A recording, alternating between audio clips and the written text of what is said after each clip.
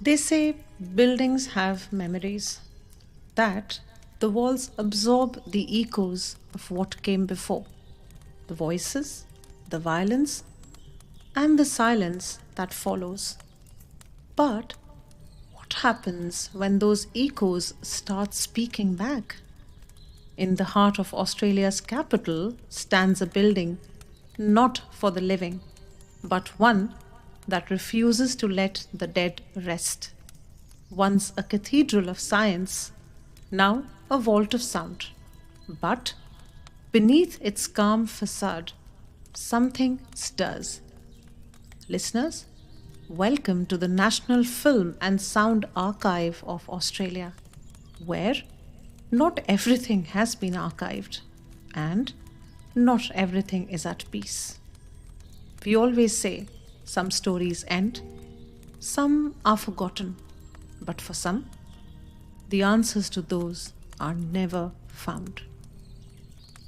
The story takes us to the heart of Australia's capital, Canberra. Neat, orderly, and modern. But in the middle of Canberra lies a building with a past soaked in death, silence, and strange echoes. It stands tall and stately. The National Film and Sound Archive, or NFSA, is a place where history is preserved. But what if history refuses to stay quiet? From 1931 until the 1980s, this building wasn't an archive. It was the Australian Institute of Anatomy, a house of science, and a home for the dead. So, this building held over 150 human skulls, jars of organs, preserved cadavers, and the skull of the infamous Ned Kelly, which, yes, mysteriously vanished. And in the basement, a morgue.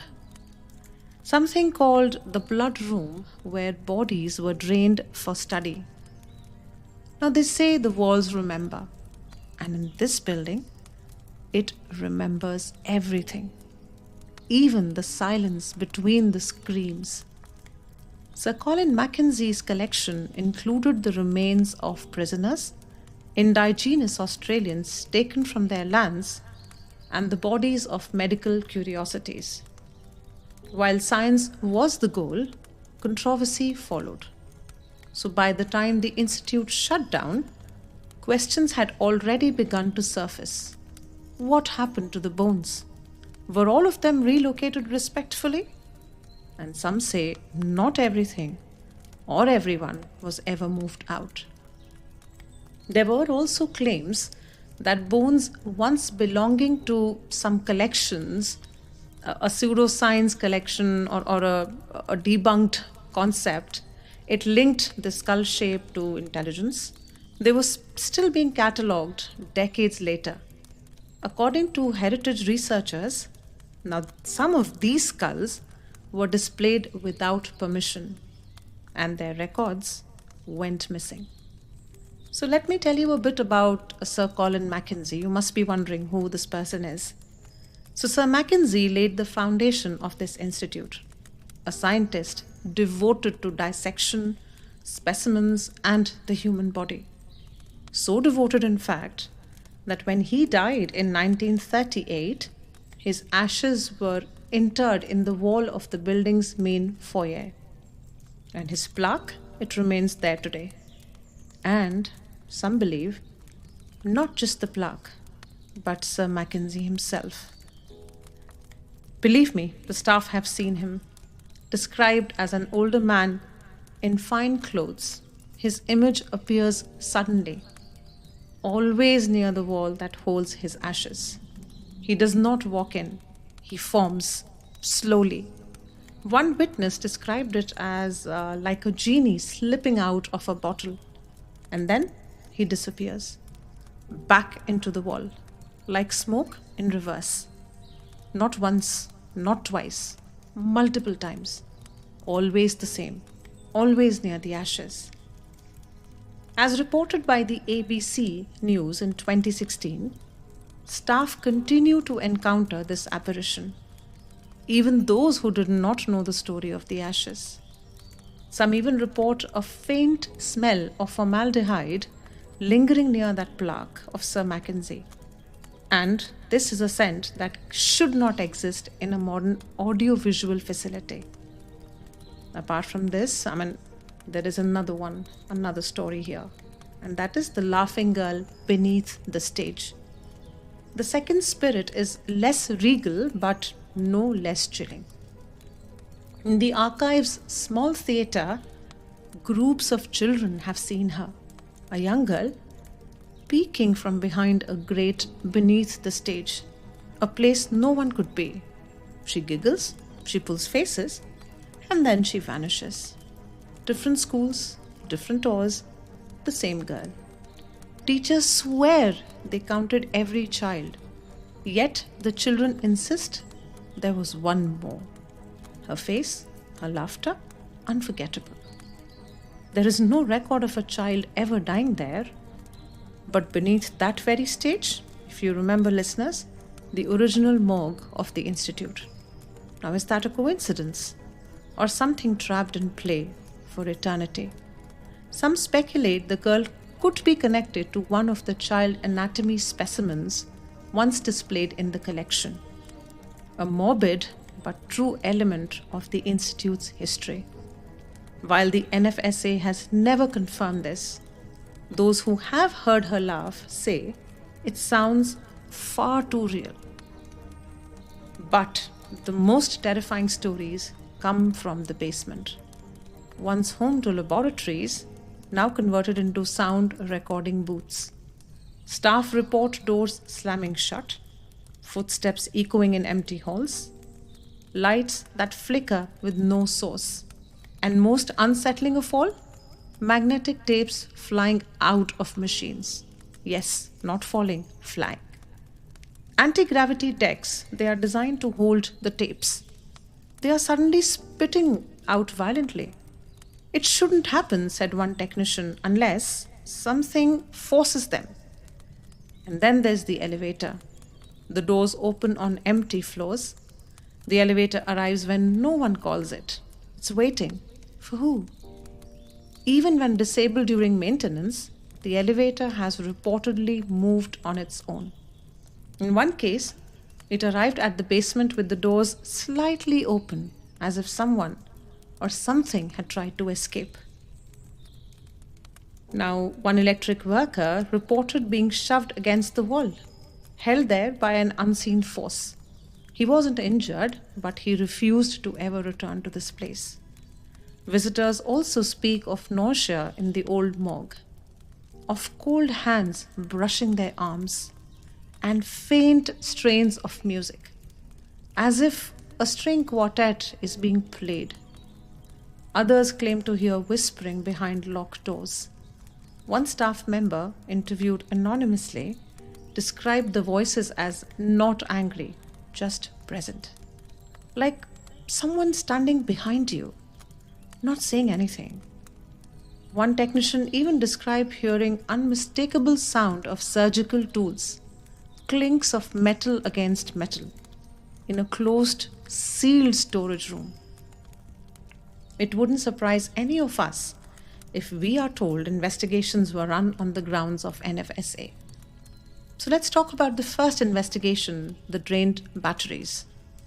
In 2015, a group of ghost hunters entered the building overnight. They set up cameras, recorders, EMF meters, all batteries fully charged. And then, all of them drained in one synchronized instant. Every piece of equipment went dark. That doesn't happen, one investigator said. Not unless something takes it. So, their findings were inconclusive, but the footage? It was gone, it was corrupted. A local paranormal blogger later wrote that their thermal cameras picked up a cold spot that moved room to room as if pacing.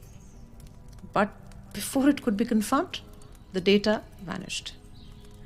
So, of course, the tours began and the story spread.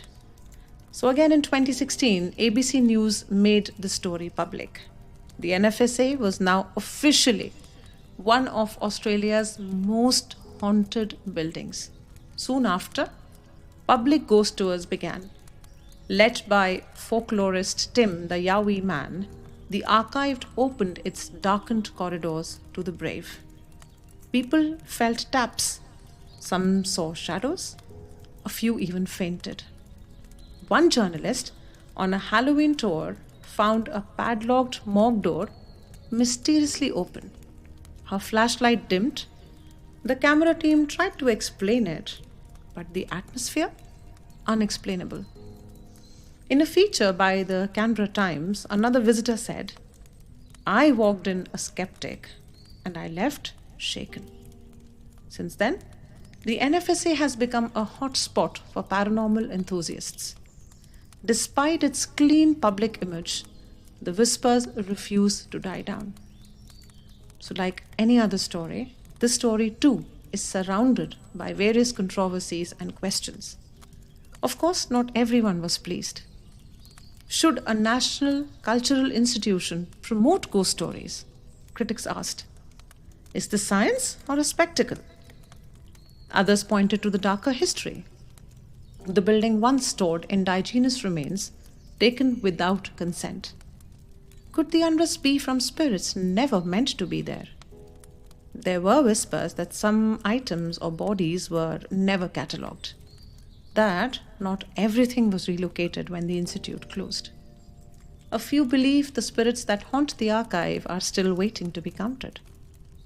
The archive remains careful, it never officially confirms or denies. It simply tells the stories, and the stories, they keep coming. Some say it's psychological, the power of suggestion. Old buildings creak, minds wander. Others talk of residual energy, that the dead leave something behind. And in a place like this, soaked in death and memory, that energy might live on. Fast forward to today, nothing has changed, and the silence, it still remains. As of 2025, nothing has been debunked. Nothing has been proven. The archive runs its daily work, but beneath the reels of film and shelves of sound, the stories wait. New tours are sold out months in advance. Visitors still report strange happenings. The ghosts, if they exist, are patient, watching. The little girl still laughs. The elevator still moves. And Sir Colin, he still guards his collection. In a place built to preserve the past, something refuses to stay buried. And so, we ask once more, are the ghosts real? Or are they simply the echoes of memory, too stubborn to fade? Some stories beg to be solved. This one does not, because in the archives of the dead, some answers are never found, and some stories never end. You were listening to Never Found. If this story haunted you, don't forget to like, subscribe, and share.